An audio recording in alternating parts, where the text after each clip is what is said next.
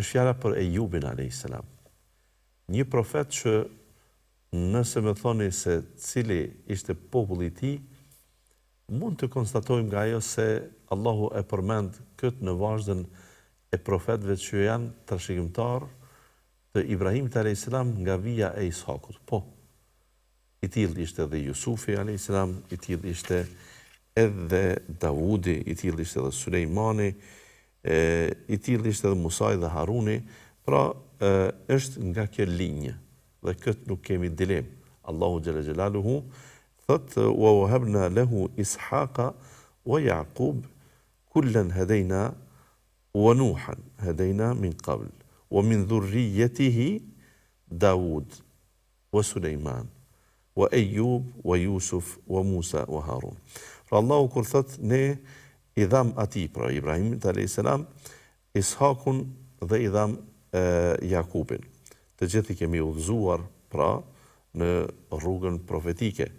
Wa Nuhan hadayna min qabl, edhe Nuhin para tij. Por kthehet fjalia thot wa min dhurriyyatihi, e prej zyrjetit tij, prej familjes tij, prej lozës tij, na erdhi edhe Davudi a.s., Sulejmani a.s., Ejubi a.s., Jusufi a.s., Musa dhe Haruni, pra përmend wa kadhalika najzil muhsinin, kësaj pra ne thot Allahu ish problem bamirësit. E tash kur është fjala për Ejubin a.s., popullin respektivisht lozën, gjenealogjinë e tij e kuptuam se nga rrjedh.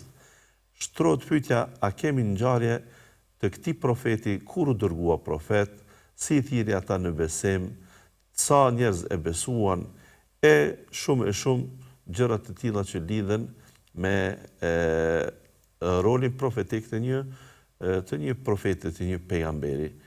Në këtë rast këto përgjigje nuk i kam. Nuk është që unë nuk i kam se përtova të lexoj, por nuk gjenden nëpër libra, sepse vetë Allahu nuk është që e ka fokusuar pra popullin. Këtë rast ndonse emisioni jon quhet Popujt e Kuranit, por janë disa individ që janë popull në vete, sikur që e përmenda jo rastisht Ibrahimin a.s., që është popull në vete, ummet në vete, e Ejubi në këtë rast përmendet për fenomenin e tij të durimit, që është specifik, jashtëzakonisht e madhe e këtij njeriu.